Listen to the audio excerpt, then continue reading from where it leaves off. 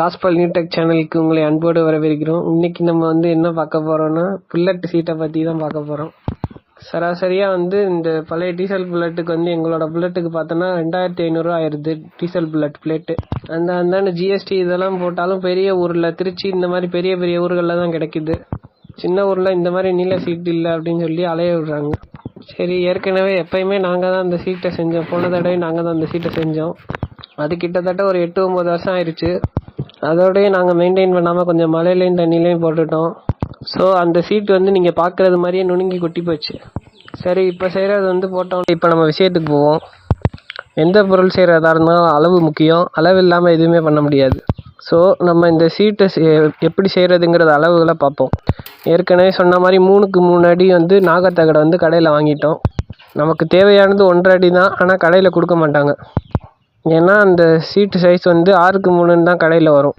நமக்கு 3க்கு 3 பாதி தான் கிடச்சிச்சு. அதனால் அந்த நிலவரத்தை உங்களுக்கு சொல்கிறேன், கடையில் என்ன இருக்குன்றதை சொல்கிறேன். நம்ம பயன்படுத்த போகிறது பாதி சீட்டு தான். பாதி சீட்டை வேறு வேலைக்காண்டி வச்சுக்கலாம்.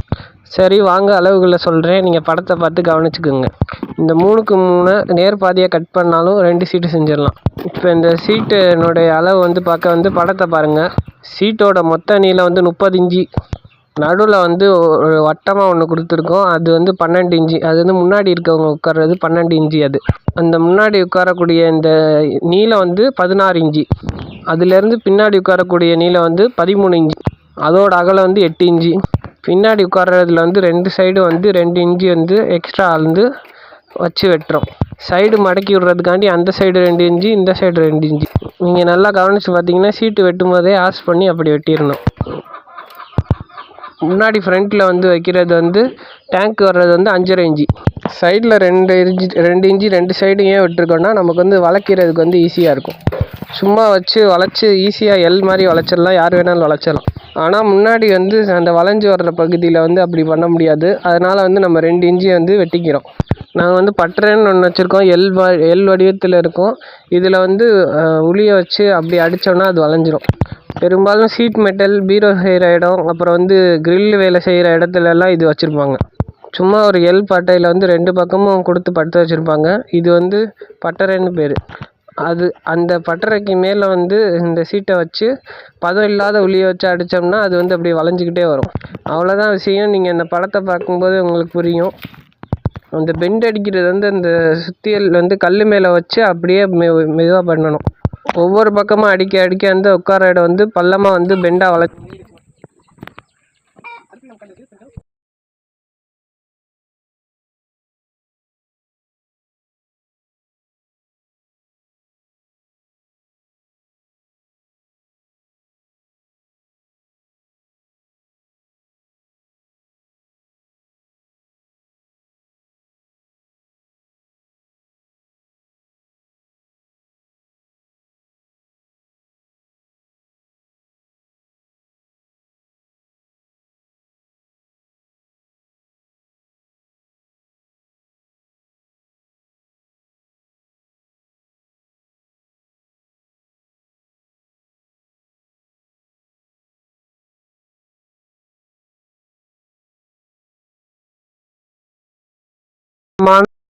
ஆங்கிள் கொடுத்துருக்கோம். முன்னாடி ஆங்கிள் கொடுத்து பற்ற வச்சுருக்கோம். அது ஏற்கனவே நம்ம சீட்டு டைட் பண்ணக்கூடிய இடத்துல அதை செட் பண்ணி வச்சுட்டு, ஏன்னா நம்ம கலட்டி மாட்டும் போது அது ஹோலில் ஃப்ரீயாக சேரணும். நம்ம 4 நட்டு போடுவோம், பின்னாடி 2 முன்னாடி 2. அதனால் அதுக்கு தகுந்த மாதிரி அந்த ராடை வச்சு அப்புறம் பற்ற வைக்கணும். செட் பண்ணி அதுக்கப்புறம் மேலே வைக்க வேண்டிய பிளேட்டை வச்சு மார்க் பண்ணிக்கணும். அதுக்கப்புறம் நீங்கள் கரெக்டாக ஓட்டையை போட்டு 12-13 போல்டு அதில் ஃபிட் பண்ணிக்கலாம். இதையே வலியுறுத்தி சொல்கிறோன்னா, நம்ம கரெக்டாக அந்த ஓட்டை போட்டு கரெக்டாக அந்த போல்டு நட்டை போடலைன்னா திரும்பியும் கழட்டி மாட்ட முடியாது. அவ்வளோதான் விஷயம். இதை நாங்கள் முடித்த உடனே மட்டி பெயிண்ட் அடித்து அந்த சீட்டு கடையில் கொடுத்து சீட்டு போட்டு வாங்கிட்டோம். இது நல்லா நீடித்து உழைக்கும். அதுக்கப்புறம் இது சீட்டு போடுறதுக்குன்னு பார்த்தீங்கன்னா 300 ரூபா தான். அந்த பிளேட்டுக்கு 300 ரூபா தான் இருக்கும்.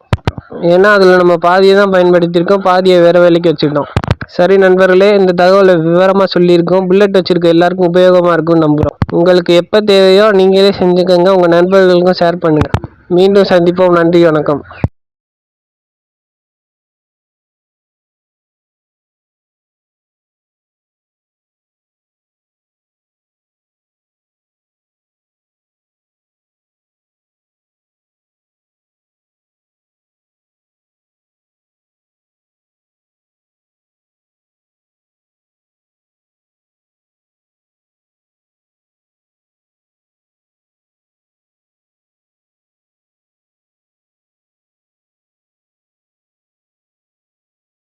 ஓய்வு நாளும்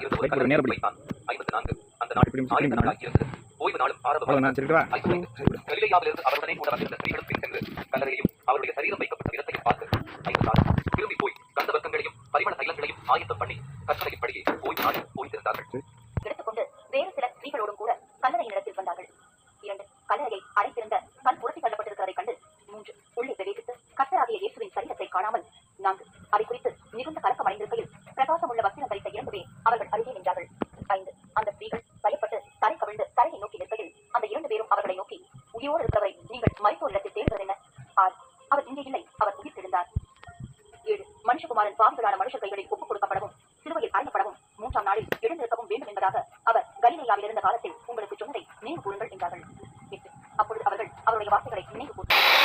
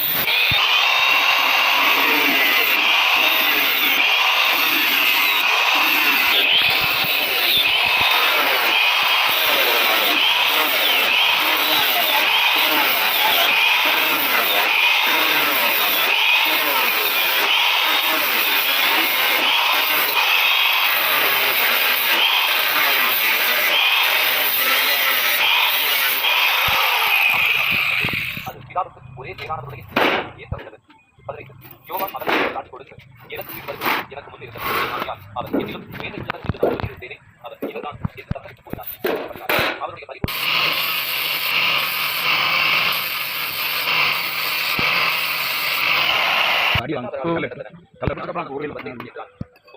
பின்னும் யோவான் சாட்சியாக புறாவை போல வானத்தில் இறங்கி இவர் மேல் தங்கினதை கண்டேன்.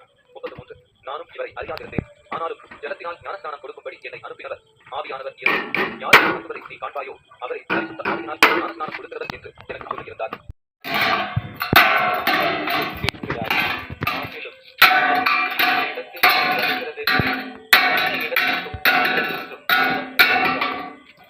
ஆவியினால் பிறந்தவர் அவரும் அப்படியே இருக்கிறார் என்றார்.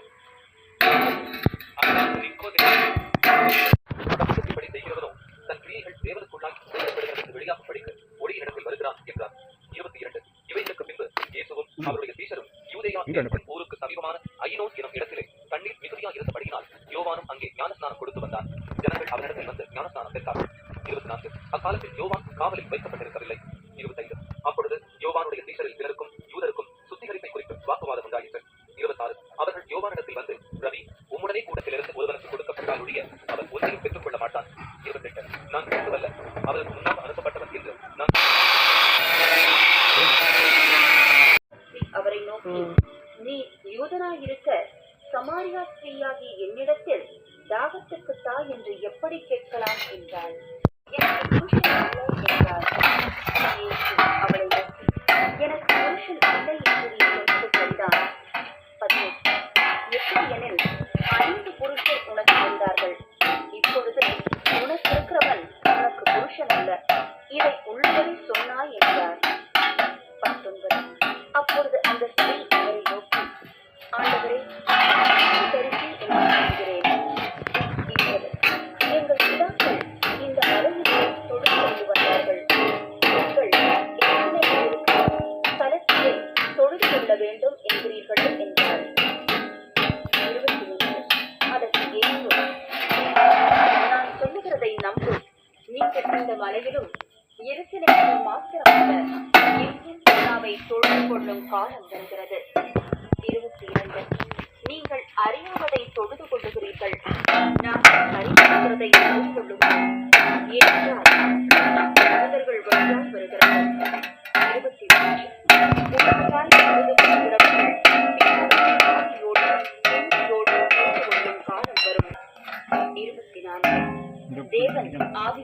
இறங்கி விடுகிறான் என்றான். இயேசு அவனை நோக்கி, எழுந்து உன் படுக்கை எடுத்துக்கொண்டு நட என்றார். 9.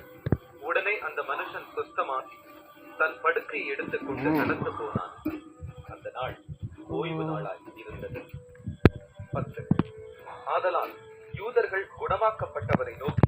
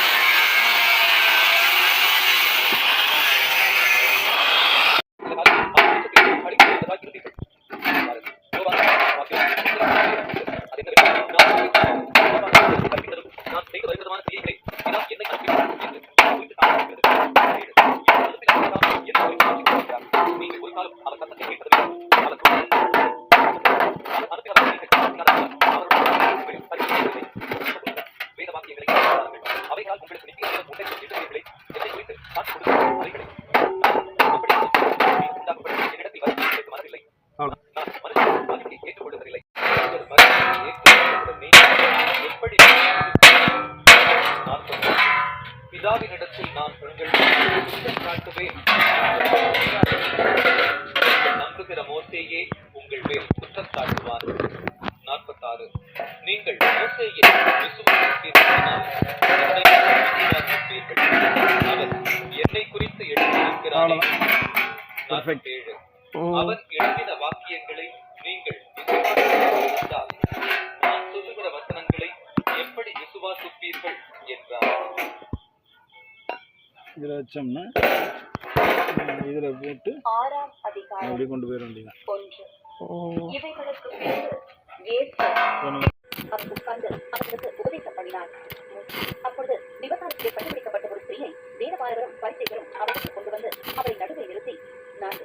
போதகரே, இந்த ஸ்திரீ விபச்சாரத்தில் கையும் மெய்யுமாய் பிடிக்கப்பட்டாள். 5.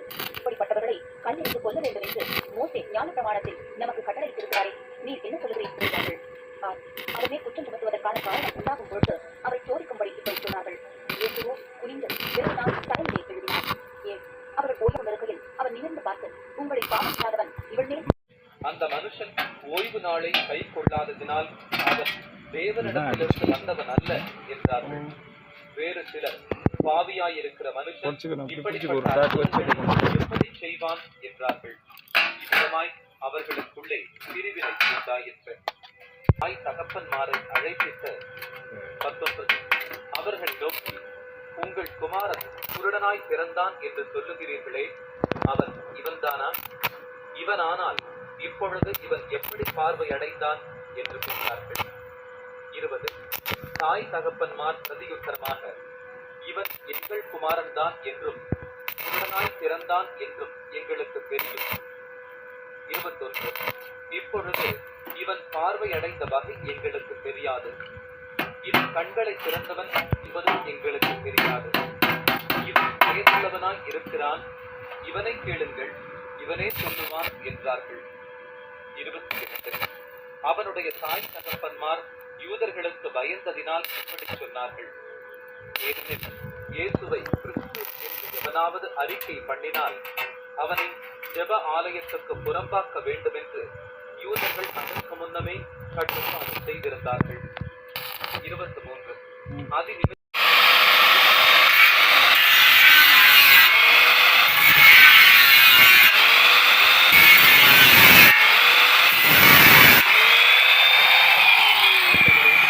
அவரிடத்தில் நான் விசுவாசமாய் இருக்கும்படிக்கு அவர் யார் என்றான். 37. இயேசு அவனை நோக்கி, நீ அவரை கண்டிருக்கிறாய், உன்னுடனே பேசுகிறவர் அவர்தான் என்றார். உடனே அவன், ஆண்டவரே,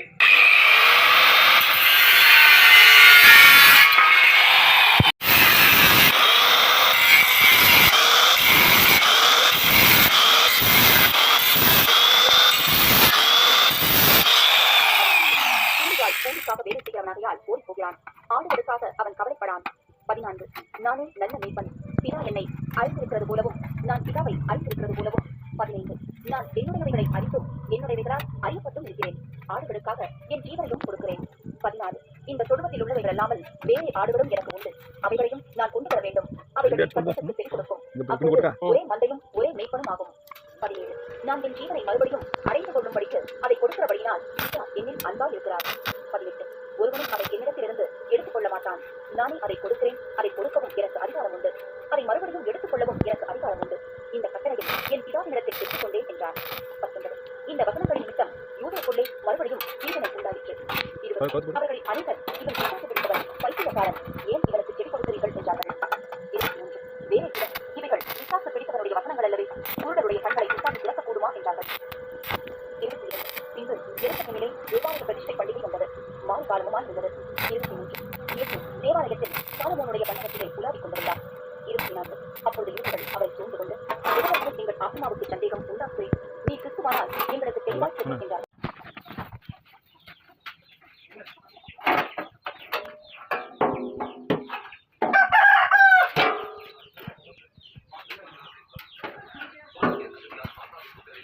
மனு வாப்பா. அரே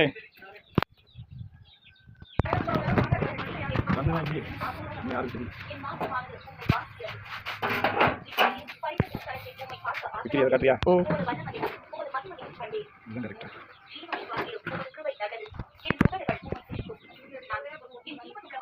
என்ன சொல்றேன். இதில் தாக்க அடிச்சுட்டு அப்போ அதுக்கு தான் வேறு ஸ்ட்ரென்த்தாக இந்த ஓட்டை தான் மெயின். ஆமாம் ஓகே இங்கே வச்சு அடிச்சுக்கலாம். அடிச்சு தாக்க அடிச்சுட்டு அப்புறம் தூக்கி மாட்டேன் அடிச்சு இப்போ வந்து ஓடே போட்டேன். சரி விடாத